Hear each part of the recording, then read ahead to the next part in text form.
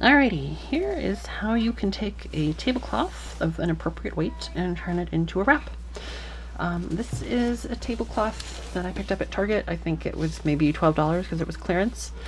Not all tablecloths are going to be good for baby wearing. This one is cotton. It's a little bit on the thick side. It's not necessarily something I would want for a sling, but it's not bad. It's been washed and it's got, you know, some diagonal give to it, which is nice. It's got on here, you can kind of see it's got a right and a wrong side, but not so much that you could not wear it the wrong side out.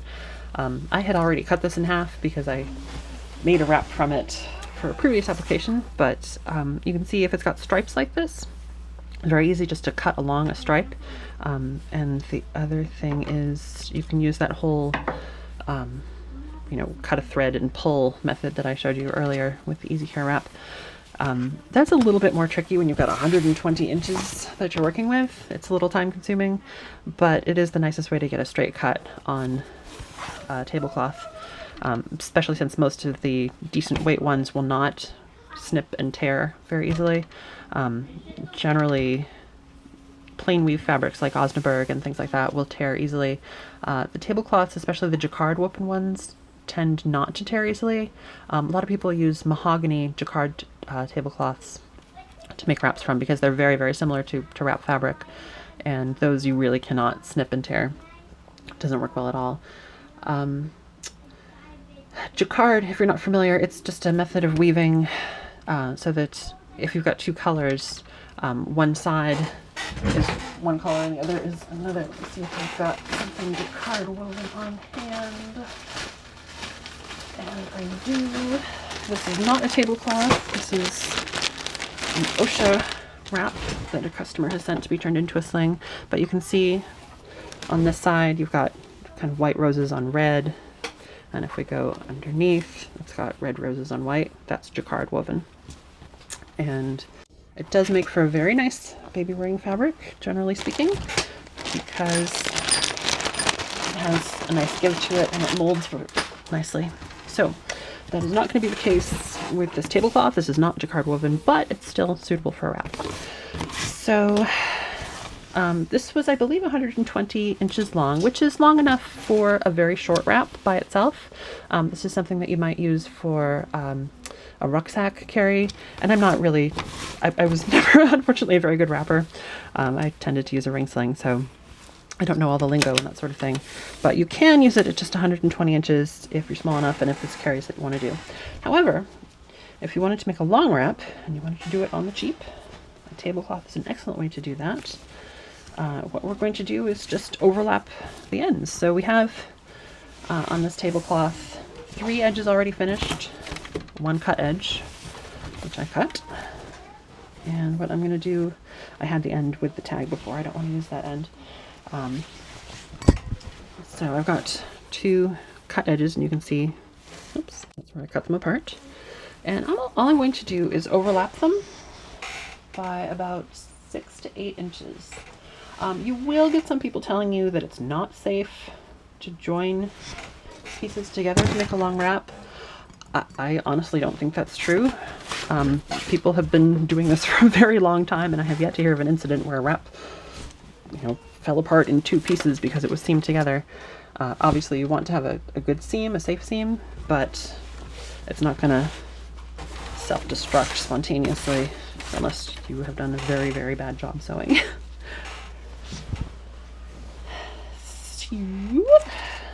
Alright, I've got my 2 ends that I want to use. I'm just going to leave the cut edge the way it is and finish that after I have overlapped them. This is not very easy on the sewing table. I would recommend doing this on the floor, but I cannot get my camera on the floor, so we'll do it here.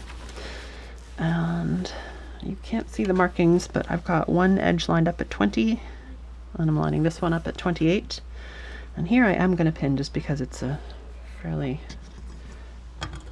wide piece that I'm working with. So I'm going to pin here, and then over here. And then I'm going to go up to the top and adjust my camera. I'm going to find 20 there, 28 over here, so there's my 8-inch overlap, and then pin here. And over on the side. And again, this part would be easier if you were on the floor because you could hold the pieces straight. I guess I will just turn 90 degrees. And this is probably not the, you know, from a aesthetics perspective, maybe not the ideal tablecloth to do this with because the stripes kind of match up, but not exactly. On the other hand, it will still carry your baby no matter what it looks like. It will do so safely. And anyone who notices this part and thinks less of you for it is not worth knowing. So I'm just going to pin at intervals here.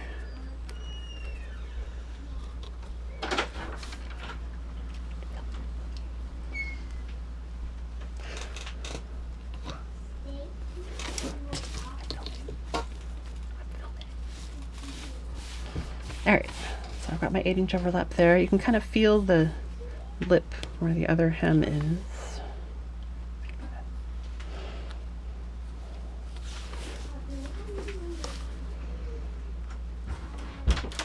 And that will also help me get a feel for where I need to sew when I go around. Alright, might as well start on this side because that's where I am. And I can feel where that lip is.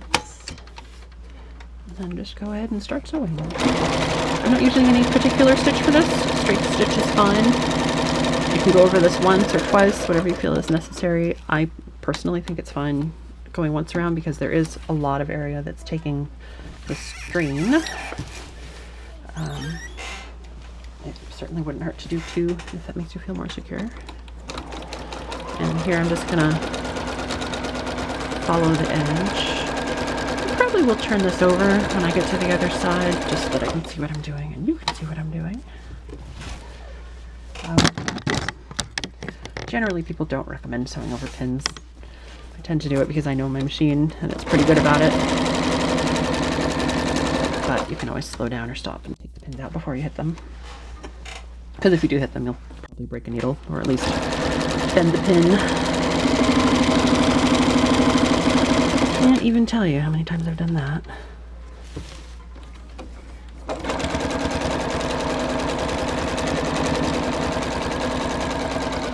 Alright, when you get to this edge, get as close to the fold there as you want to. Stop, leave the needle down. Turn 90 degrees. Make sure that your edges are lined up the way you want them. If you wanted to, you could actually leave this side open and then you've got kind of a pocket. That could be nice. Although I don't know what you put in there, maybe some very flat diapers. It's not really ideal as a pocket. It's very flat. So now I'm flipping the whole thing over and then I can see, oh, of course I'm not going to be able to take out my pins there. Oh well. We'll just go over them.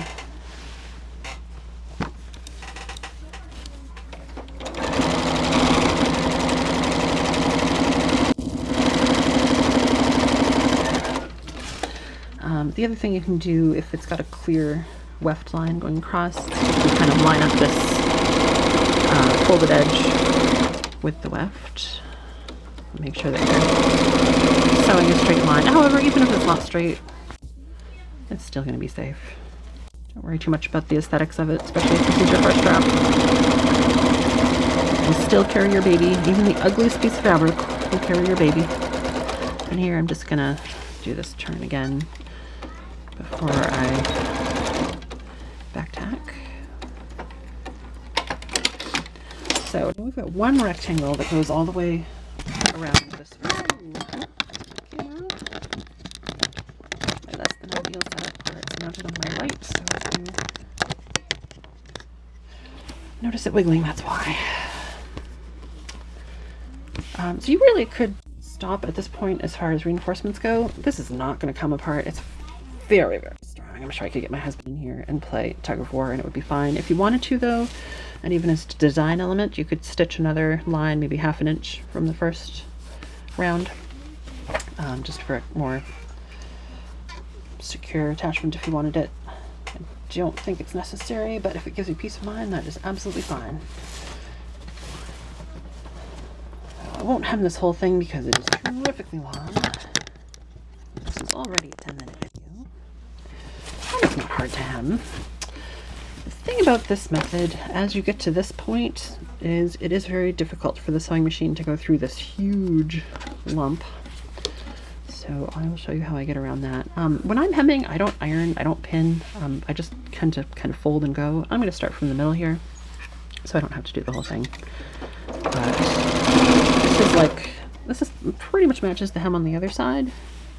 You can go whatever width you want to. I think a wider hem is more comfortable personally. Let's see if we can do better with this camera. What I wouldn't give for a studio. There, so we'll just hold and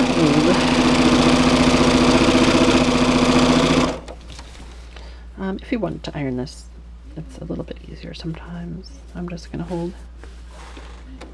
I'm approaching this big lump. They make a product called a Jig, which when you get to this point, you can kind of put you raise the foot up, and the Jig kind of sits behind it, and that raises your foot up so that it doesn't have to, you don't have to sort of drive it over this. If your machine will drive over it, that's cool. Go ahead and just do that. You will probably have to slow down because that is a lot to sew through. Most machines are not happy about doing that. It is a lump. And here comes the other one. If you find that your machine isn't doing it at all, you can usually turn the hand wheel manually, kind of crank it. Go slowly. If you break a needle, put in another needle. It helps to start with a fresh needle every time. Anyway, you'll do that along the whole rail. And this does give it some extra strength along the top here, especially because now you've got this stitch in addition to the vertical ones holding it together. So that's how you can join two shorter pieces to make a long wrap. This also is a good way to mark your center point, pretty much. Perfectly safe. It gives you maybe a little extra support to have the panel here, but if you wanted to, you could also do a French seam or a felled seam. I'll try to link those videos in the description so you can see those too. But I hope that's helpful. Thanks very much.